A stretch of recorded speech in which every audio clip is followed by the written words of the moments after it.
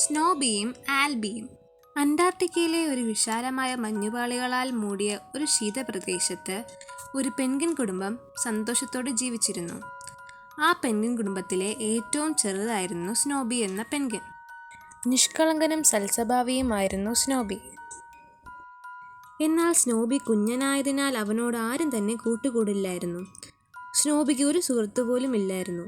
മറ്റു പെൻഗ്വിനുകൾ കൂട്ടത്തോടെ ഒത്തൊരുമിച്ച് കളിക്കുമ്പോൾ സ്നോബി മാത്രം ഒറ്റയ്ക്ക് നോക്കി നിൽക്കുമായിരുന്നു. പുതിയ സുഹൃത്തുക്കളെ കിട്ടാൻ അവൻ ഏറെ ആഗ്രഹിച്ചിരുന്നു.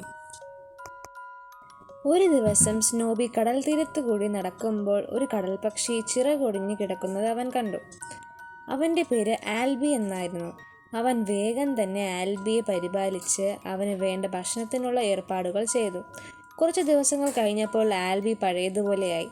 അങ്ങനെ സ്നോബിയും ആൽബിയും വളരെ നല്ല സുഹൃത്തുക്കളായി. അങ്ങനെയിരിക്കെ കടലിൽ മീൻ കുറഞ്ഞുകൊണ്ടേയിരുന്നു. പെൻഗ്വിനുകൾക്ക് വേണ്ട ഭക്ഷണം ലഭിക്കാതെയായി. അതിനാൽ പെൻഗ്വിനുകളെല്ലാം കൂട്ടത്തോടെ ഒരു തീരുമാനമെടുത്തു. ധാരാളം മീൻ ലഭിക്കുന്ന സമയത്ത് മീൻ ശേഖരിച്ചു വെക്കുക, മീൻ ലഭിക്കാത്ത സമയത്ത് അവയെ ഭക്ഷിക്കുകയും ചെയ്യാം. അങ്ങനെ അവർ മീനുകൾ ശേഖരിക്കാൻ തുടങ്ങി. രാത്രിയാകുമ്പോൾ മീൻ ശേഖരണത്തിന് കാവലായി ഓരോരുത്തരായി നിയമിക്കുകയും ചെയ്തു. അങ്ങനെ സ്നോബിയുടെ ഊഴമെത്തി. കുഞ്ഞൻ സ്നോബി ആ വലിയ ഉത്തരവാദിത്തം ഏറ്റെടുത്തുകൊണ്ട് ധീരനായി മീൻ ശേഖരണത്തിന് കാവലിരുന്നു. രാത്രി കുറച്ചു കഴിഞ്ഞപ്പോഴത്തേക്കും പാവം സ്നോബി ഉറങ്ങിപ്പോയി. നേരം പുലർന്നു. മറ്റു പെൻഗ്വിനുകൾ വന്ന് നോക്കിയപ്പോൾ കൂടയിൽ ഒരു മീന് പോലുമില്ല. സ്നോബി ആകട്ടെ നല്ല ഉറക്കം. പെൻഗ്വിനുകളുടെ ശബ്ദം കേട്ട് സ്നോബി ഉണർന്നപ്പോൾ കൂടയിൽ ഒരൊറ്റ മീന് പോലുമില്ല. മീനുകളെവിടെ എന്ന് പെൻഗ്വിനുകൾ ചോദിച്ചപ്പോൾ എന്തു പറയണമെന്നറിയാതെ അവൻ ആകെ വിഷമിച്ചു. എവിടെ പോകാനാ, ഇവൻ തന്നെ മീനുകളെല്ലാം തിന്നിട്ട് കിടന്ന് ഉറങ്ങിക്കാണും എന്നെല്ലാം പറഞ്ഞ് മറ്റു പെൻഗ്വിനുകൾ അവനെ കുറ്റപ്പെടുത്തി. താൻ മീനുകൾ കഴിച്ചിട്ടില്ല എന്നും മീനുകൾ എവിടെ പോയെന്ന് തനിക്കറിയില്ല എന്നും സ്നോബി പറഞ്ഞു. മീൻ സൂക്ഷിക്കാനുള്ള ഉത്തരവാദിത്തം നിനക്കായിരുന്നു, അതിനാൽ നീ ഇതിനുള്ള ഉത്തരം പറഞ്ഞേ മതിയാവൂ.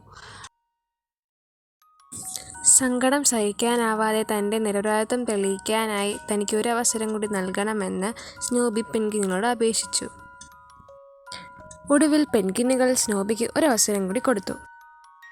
പതിവ് പോലെ എല്ലാവരും മീനുകൾ ശേഖരിച്ച് സ്നോബിയെ ഏൽപ്പിച്ച ശേഷം അവരവരുടെ വീട്ടിലേക്ക് പോയി. നല്ല മഞ്ഞ് പൊഴിയുന്ന രാത്രിയായിരുന്നു. തണുപ്പിനെ വകവയ്ക്കാതെ സ്നോബി വളരെ ശ്രദ്ധയോടെ മീനുകൾക്ക് കാവലിരുന്നു. രാത്രി കുറച്ചു കഴിഞ്ഞതും ഒരു കറുത്ത നിഴൽ മീൻകൂടയുടെ അടുത്തേക്ക് വരുന്നത് സ്നോബി കണ്ടു. പെട്ടെന്നൊരു കൂറ്റൻ മഞ്ഞുമല ഇടിഞ്ഞു വീഴാൻ തുടങ്ങി. ഇത് ദൂരെന്ന് കണ്ട ആൽബി സ്നോബിയും കൊണ്ട് പറന്നുയർന്നു. പറന്ന് ഒരു കാടിനോട് ചേർന്ന നദിക്കരയിലെത്തി. ധാരാളം പൂച്ചെടികളും മരങ്ങളും ജീവജാലങ്ങളുമുള്ള ഒരു അതിമനോഹരമായ കാടായിരുന്നു അത്. മഞ്ഞുമലകളും നീലാകാശവും മാത്രം കണ്ടു വളർന്ന സ്നോബിക്ക് കാടൊരു അതിശയമായി. അവൻ ഒരു മായിക ലോകത്തെത്തിയതുപോലെയായി. ആൽബി പറഞ്ഞു, പലതരത്തിലുള്ള ധാരാളം പക്ഷികളും മൃഗങ്ങളും വസിക്കുന്ന കാടാണ്.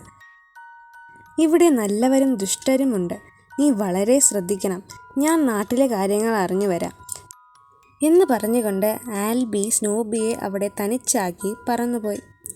കാട്ടിലെ മരങ്ങളും പൂച്ചെടികളും പക്ഷികളുടെ കിളിക്കൊഞ്ചലുകളും എല്ലാം അവനെ ഏറെ കൗതുകമായി തോന്നി. അങ്ങനെ അവൻ കാടിൻ്റെ ഭംഗി ആസ്വദിച്ച് നദിക്കരയിൽ ചുറ്റി നടക്കുകയായിരുന്നു. അവൻ നോക്കുമ്പോൾ നദിക്കരയിൽ ഒരു കൊക്ക് വിഷമിച്ച് നിൽക്കുന്നത് കണ്ടു. അവൻ കൊക്കിൻ്റെ അടുത്ത് പോയി ചോദിച്ചു, എന്തു പറ്റി? എന്തിനാ വിഷമിച്ചിരിക്കുന്നത്? സ്നോബിയെ കണ്ടതും കൊക്കിന് അതിശയമായി. ഇതെന്ത് ജീവി? ഞാൻ ഇതുപോലെ ഒന്നിനെ ഇതുവരെ കണ്ടില്ലല്ലോ. ആരാ നീ എന്ന് കൊക്ക് സ്നോബിയോട് ചോദിച്ചു. എൻ്റെ പേര് സ്നോബി. ഞാൻ അങ്ങ് മഞ്ഞുമലകളുള്ള നാട്ടിൽ നിന്ന് വന്നതാണ്. എന്തിനാണ് നിങ്ങൾ വിഷമിച്ചിരിക്കുന്നത് എന്ന് സ്നോബി ചോദിച്ചു. ഇവനാള് പാവമാണെന്ന് തോന്നിയ കൊക്ക് സ്നോബിയോട് പറഞ്ഞു, എനിക്ക് വയസ്സായി. പണ്ടത്തെ പോലെ മീൻ പിടിക്കാനൊന്നും സാധിക്കുന്നില്ല. ഇന്നത്തെ ഭക്ഷണത്തിന് കുറച്ച് മീൻ കിട്ടിയിരുന്നെങ്കിൽ നന്നായിരുന്നു. അത്രയേ ഉള്ളൂ. ഞാൻ നല്ലൊരു മീൻപിടുത്തക്കാരനാണ്.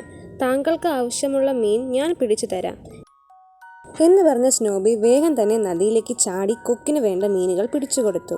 കൊക്കിന് വളരെ സന്തോഷമായി. കൊക്ക് സ്നോബിയോട് നന്ദി പറഞ്ഞു. അവൻ തൻ്റെ നാട്ടിലെ വിശേഷങ്ങളെല്ലാം കൊക്കിനോട് പറഞ്ഞു. കൊക്കും തൻ്റെ വിശേഷങ്ങളെല്ലാം സ്നോബിയോടും പറഞ്ഞു. അങ്ങനെ അവർ നല്ല സുഹൃത്തുക്കളായി. നദിയിലെ മീനുകളെയും ഭക്ഷിച്ച് സ്നോബി അവിടെ തന്നെ കഴിഞ്ഞുകൂടി. കാട്ടിലെ പുതിയ അതിഥിയെ കാണാൻ മൃഗങ്ങൾ ഓരോരുത്തരായി എത്തി. പലതരത്തിലുള്ള മൃഗങ്ങളെ കണ്ടപ്പോൾ അവന് വളരെ അതിശയവും സന്തോഷവും തോന്നി. അവരൊക്കെ തന്നെ സ്നോബിയുടെ സുഹൃത്തുക്കളുമായി. എന്നാൽ ഇതൊന്നും തൊമ്മനാമയ്ക്കും ടിൻഡുവോന്തിനും മിട്ടുമുയലിനും തീരെ ഇഷ്ടമായില്ല. ഇവൻ ആള് കൊള്ളാമല്ലോ, എവിടെന്നോ വന്ന് ഇവിടത്തെ മൃഗങ്ങളെയൊക്കെ ഇവൻ കയ്യിലെടുത്തല്ലോ. ഇവനെ ഇങ്ങനെ വിട്ടാൽ പറ്റില്ല. നമുക്കിവന് നല്ല പണി കൊടുക്കണം. ഇവൻ ഏതോ മഞ്ഞും കടലും മാത്രമുള്ള സ്ഥലത്തു നിന്നുമാണ് വന്നതെന്ന്. അവിടെ അധികം മൃഗങ്ങളൊന്നും ഇല്ല പോലും. അവൻ ആദ്യമായിട്ടാണ് കാടും ഇവിടുത്തെ മൃഗങ്ങളെയും എല്ലാം കാണുന്നത്. കാട്ടിലെ മൃഗങ്ങളുടെ സവിശേഷതകൾ ഒന്നും അവൻ അറിയില്ല. നമുക്കിവനുമായി കൂട്ടുകൂടി നമ്മുടെ കഴിവുകൾ എന്തൊക്കെയാണെന്ന് നമുക്കിവനെ കാണിച്ചു കൊടുക്കണം. നമ്മൾ മോശക്കാരല്ലെന്ന് അവൻ അറിയണം. അവർ മൂന്നുപേരും ചേർന്ന് അതിനായി ഒരു ഉപായം കണ്ടെത്തി. അങ്ങനെ അവർ സ്നോബിയുമായി കൂട്ടുകൂടി. പുതിയ കൂട്ടുകാരെ കിട്ടിയതിൽ സ്നോബിക്ക് സന്തോഷമായി. തൊമ്മനാമ പറഞ്ഞു, നമുക്കിനി ഒളിച്ചു കളിക്കാം. നീ തിരിഞ്ഞു നിന്ന് 10 വരെ എണ്ണണം. ആ സമയത്ത് ഞങ്ങൾ ഒളിക്കും. എണ്ണി തീർന്ന ശേഷം നീ ഞങ്ങളെ കണ്ടുപിടിക്കണം. കണ്ടുപിടിക്കാൻ സാധിച്ചില്ലെങ്കിൽ നീ തോറ്റു. നീ കണ്ടുപിടിച്ചാൽ അടുത്തയാൾ എണ്ണി തുടങ്ങാം. എന്താ, ഓക്കെ അല്ലേ? ഓഹോ, അത് കൊള്ളാമല്ലോ, സ്നോബി സമ്മതിച്ചു.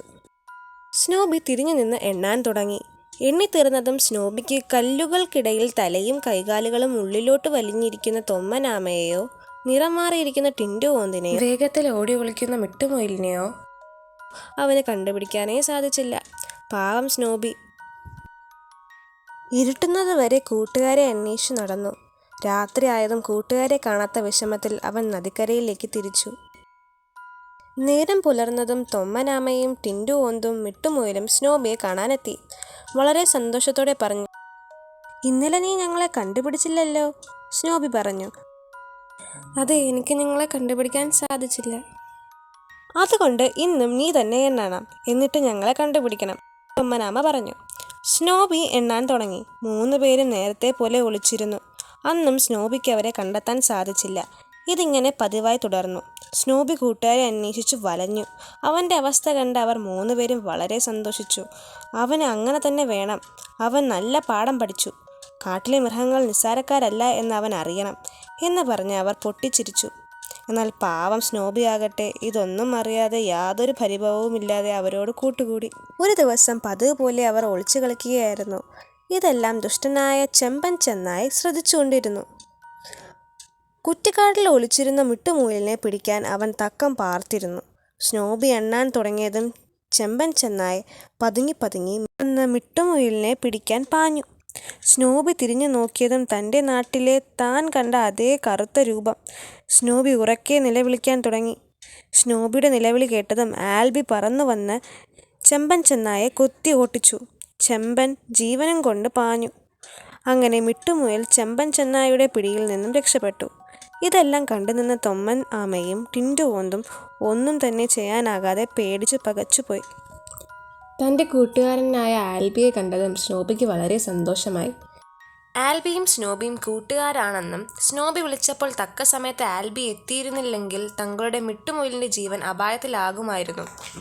അവർ സ്നോബിയോട് കാണിച്ച ദ്രോഹങ്ങൾ ഓർത്ത് ലജ്ജിച്ച് തല താഴ്ത്തി. നാട്ടിലെ വിവരങ്ങൾ അറിഞ്ഞുവെന്ന് ആൽബി പറഞ്ഞു. അടുത്ത ദിവസം പെൻഗ്വിനുകൾ വന്ന മഞ്ഞുമലകൾ നീക്കം ചെയ്തപ്പോൾ അവർ കണ്ടത് അതിൽ അകപ്പെട്ട ദുഷ്ടനായ ഫോക്സി കുറുക്കനെയും മീനുകളെയുമായിരുന്നു. മീനുകൾ മോഷ്ടിച്ചത് ഫോക്സി കുറുക്കനാണെന്നും സ്നോബി നിരപരാധിയാണെന്നും അവർക്ക് മനസ്സിലായി. മറ്റ് പെൻഗ്വിനുകളും സ്നോബിയുടെ മാതാപിതാക്കളും സ്നോബിയെ കാണാനായി ഏറെ ആഗ്രഹിക്കുന്നുവെന്നും ആൽബി സ്നോബിയോട് പറഞ്ഞു. ഇത് കേട്ടതും സ്നോബിക്ക് വളരെ സന്തോഷമായി. സ്നോബി തിരിച്ച് തൻ്റെ നാട്ടിലേക്ക് പോകുന്നതറിഞ്ഞ് കാട്ടിലെ കൂട്ടുകാർക്ക് വളരെ വിഷമമായി.